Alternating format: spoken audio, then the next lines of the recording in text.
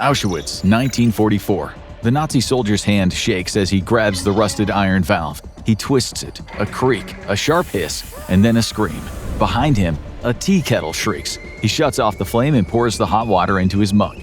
But through the thin office wall, he can hear other sounds. Muffled screams, pleading, choking death throes. He stares at the wall and then turns up the radio, letting it drown everything out as he takes a slow sip of coffee. This is what the Holocaust really looked like through the eyes of an ordinary Nazi soldier.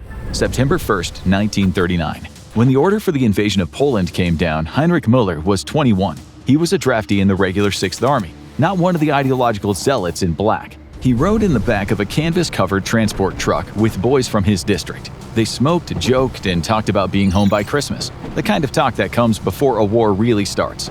As the column crossed the border, the reality of the blitzkrieg was immediate. The mood shifted. Heinrich felt it before he could see it. Then the distant thrum of engines. Dive bombers tore through the clouds, their engines screaming as they smashed the Polish lines below. They rolled through burning villages, the roofs of farmhouses blazing like torches against the night sky. Heinrich felt a rush of adrenaline. It was a powerful mix of national pride and belonging. For the first time in his life, he was not a poor farm boy. He was a conqueror. He was part of a machine that could not be stopped. And machines reward people who don't ask questions. October 1939. The victory parade in Warsaw was a blur of brass bands and cheering newsreels. But once the celebrations faded, the reality of occupation set in fast. Heinrich was assigned to patrol duty in the city's Jewish quarter. It was routine work, or so he was told. The leadership reminded the troops that the Wehrmacht was honorable, separate from the special squads of the SS operating in the rear. But on the streets of Warsaw, the lines blurred. One afternoon, standing guard near a public square, Heinrich watched a group of SS men forcing elderly civilians to scrub the cobblestones with toothbrushes. Soldiers from his own unit crowded around, eager for a show. They laughed and cheered as an old man's beard was hacked off with a combat knife. Heinrich stayed silent. He felt a knot of discomfort tighten in his stomach. But he didn't look away, he just adjusted his helmet. He gripped his rifle tighter. "They're enemies of the state," he told himself, repeating the phrases from the weekly briefings. Security measures. It was necessary for the safety of the Reich. Later that week, he was posted at a rail depot. The cattle cars, wooden boxes meant for livestock, were lined up on the tracks. The shouting was deafening. Families were dragged from their apartments, clutching a single suitcase and shoved toward the trains. A woman, clutching a crying baby, stumbled near Heinrich's boots. She looked up at him, her eyes wide with frantic, desperate pleading. "Please," she whispered in broken German. "Water." Heinrich's hands twitched toward his canteen. It was a reflex, a flash of humanity. "Müller!" His sergeant's bark cut through the noise. "Eyes front, hold the line." Heinrich snapped to attention, his spine stiffening. The woman was shoved forward by a policeman's baton, disappearing into the dark mouth of the cattle car. The heavy iron door slammed shut, sealing the people inside. Heinrich exhaled slowly, his eyes flicking to the cattle car, where desperate hands stretched through the slats. The excuse formed instantly. "They're going to the labor camps in the east," he thought. "It's wartime, everyone had to work. It wasn't his place to question the plans." June 22, 1941. The invasion of Russia was a descent into hell. 3 million German soldiers were unleashed across a front that stretched from the Baltic to the Black Sea. The orders given to Heinrich's company were clear. This was a conquest. It was total destruction. The rules of war, the Geneva Convention, the codes of soldierly conduct, they didn't exist. The vast Russian plains swallowed them whole. The boy from Bavaria was gone. He was replaced by a skinny, lice-ridden creature who slept in ditches and stole boots from the fallen. The enemy was no longer just the Red Army, it was the people. Partisan became a label for anyone found in the wrong place. If a sniper round cracked near the village, the army didn't look for who fired it, they burned the village. Heinrich never saw the flames, only the justification. September 29, 1941. The mist clung to the gullies outside of Kiev. Heinrich's battalion had been ordered to provide support for a special action commanded by the SS and local helpers. They formed a line, a human wall blocking the exits to the ravine known as Babi Yar. Heinrich stood his post, the collar of his coat turned up against the wind. Thousands of Ukrainian Jews were being marched out of the city, men, women, and children. Entire families carrying their things, believing they were being moved to a new home. They were ordered to undress, to stack their clothing in neat piles, and then they were led to the edge. The sound of the heavy weapons was steady, mechanical. It echoed off the ravine walls, merging with the cries, each one cut short. Heinrich didn't pull a trigger. He didn't push anyone over the edge. He just stood with his back to the pit facing the road, making sure no one escaped the line.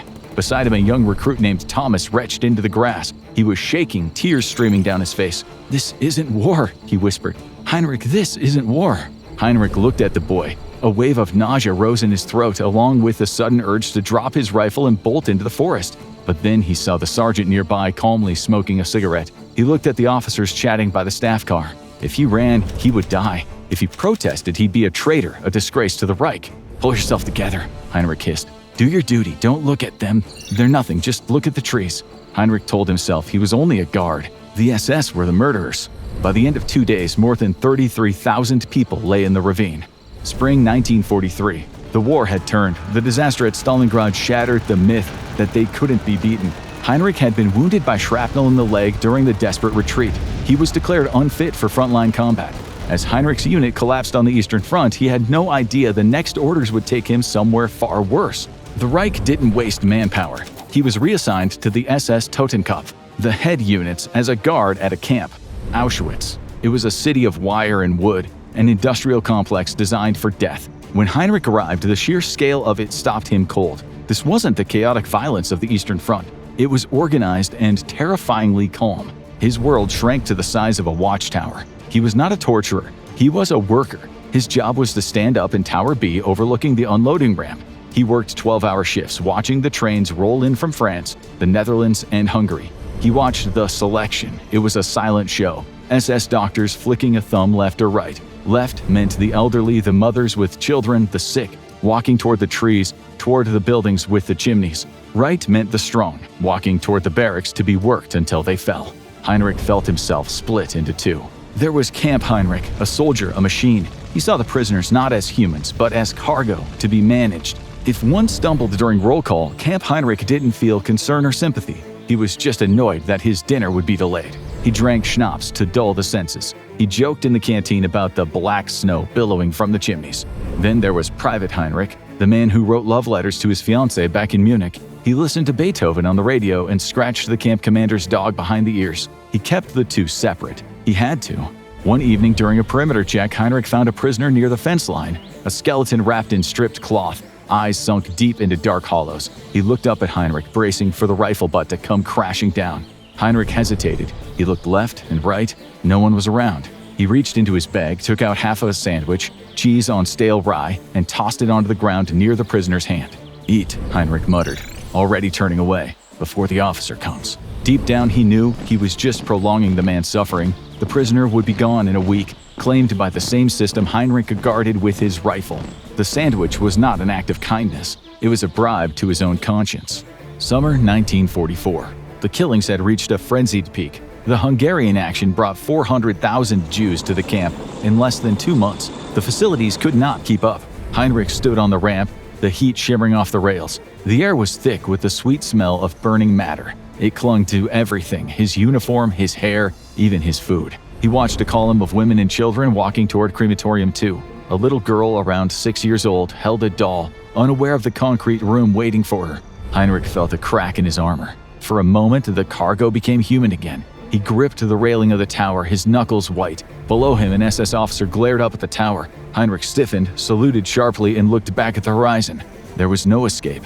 If he spoke up or questioned orders, it would be the end. The machine of the camp was too vast, too loud, and he was just a single part. If he stopped turning, someone else would just replace him and the machine would grind on. Instead, he did nothing. He finished his shift, went back to the barracks, drank 3 shots of schnapps, and fell into a dreamless sleep. All the while, the chimneys roared through the night. January 1945. The end came not with a bang, but with the rumble of Russian guns. By January 1945, the Red Army was closing in. The sky to the east flickered with the flashes of distant cannons. The order came to evacuate Auschwitz. The forced marches began. In the biting cold of the Polish winter, roughly 60,000 prisoners were forced onto the roads, heading west toward Germany. Heinrich marched alongside them, his boots crunching the snow. The roadside was littered with the fallen. Anyone who fell behind was shot dead by the rear guard. Heinrich walked with his head down, his collar pulled up. He was no longer a guard. He was a man trying to stay alive. Panic had set in. The discipline of the army was melting away. Officers took cars and fled. The roads were clogged with refugees. Heinrich looked at the prisoners stumbling through the snow, starving, freezing, yet somehow still alive. He felt a sudden, scary jealousy. They were victims. The world would pity them. But him? He knew what the Russians did to German soldiers. He knew what the world would say about the men who stood guard at the wire. Fear washed over him. Somewhere near Votislav, in the chaos of the blizzard, Heinrich made his choice. As the column moved through a dense forest, he slipped away into the trees. He ran until his lungs burned. He found an empty farmhouse, stripped off his uniform, and buried it in the frozen earth. He found a set of workman's clothes, rough trousers, and a wool sweater. He rubbed dirt on his face. Heinrich Müller, soldier of the Reich, was gone. He thought as he walked west, blending into the streams of refugees. He was now Heinrich the farmhand. Nobody. He saw nothing. May 1945. The American Jeep rolled down the country lane. Heinrich stood by the side of the road, holding a pitchfork, his heart hammering in his chest. The soldiers were chewing gum, relaxed, their helmets tilted back. They didn't look like the monsters that he had been warned about. "Hey, Fritz," one of the Americans called out. "War's over." Heinrich nodded fast, forcing a smile. "Danke, thank you." He had returned to his village. He had burned his paybook. He had destroyed the photos. He had made it. He had escaped the Reich. Or so he thought. 2 weeks later, a counterintelligence unit arrived in the village. They carried lists captured from offices in Berlin, lists of units that had served in the camps. When they knocked on his mother's door, Heinrich was eating soup. He stood up, wiping his mouth with the back of his hand. He saw the grim faces of the military police. There was nowhere left to run. November 1947. The courtroom was cold. The high windows let in a gray, hard light. This was not the show of Nuremberg. This was a trial for the foot soldiers. Heinrich sat on a wooden bench wearing a mismatched suit provided by the prison. He looked small, ordinary. The prosecutor, a man who had lost his entire family in Majdanek, read the charges: helping in systematic executions, membership in a criminal group, crimes against humanity. Heinrich listened, his face pale. When it was his turn to speak, he stood up. His hands shook. "I was a soldier," he said, his voice thin. "I followed orders. I had no choice. But I only watched. I didn't kill anyone." It was the excuse of a million men. They need to obey orders. The prosecutor stood up. He did not shout. He simply pointed to a witness box. A man stepped forward, skinny, his face marked with scars. He looked at Heinrich with eyes that had seen the inside of the chambers. The man said he remembered Heinrich, said he had been there when Heinrich took the women and children. Heinrich shook his head. He insisted he never knew what happened inside of the chambers. The court pressed him. He had lived in the camp, smelled the smoke for 2 years. Was he really claiming he had no idea? Heinrich fell silent. The lie died in his throat. January 1948. Heinrich spent his last days in a stone cell listening to the dripping of water on the walls. He wrote one last letter to his mother, but he tore it up. What could he say? He spent hours trying to understand how he had arrived there. He had been a good boy. He had gone to church. He loved his country. How had he become a monster? He realized, in the quiet dark, that he hadn't become a monster all at once. It happened slowly. It happened when he looked away in Warsaw, when he stood silent at Babi Yar. Every time he told himself it wasn't his fault. The guards came for him at dawn. They walked him down the hall, his footsteps echoing on the concrete. He stepped onto the platform. The air was cold, just like it had been in Ukraine, just like it had been on the ramp. As the hood was placed over his head, the world went black. In that darkness, Heinrich Müller finally allowed himself to see the faces he had spent 10 years trying to forget. The woman at the train station, the people in the ravine, the girl with the doll. They were with him now. The platform gave way, the mechanism snapped tight, and the cog in the machine finally stopped turning. If you want to know how the killing machine actually operated, watch How Nazi Gas Chambers Actually Worked, or click on this video instead.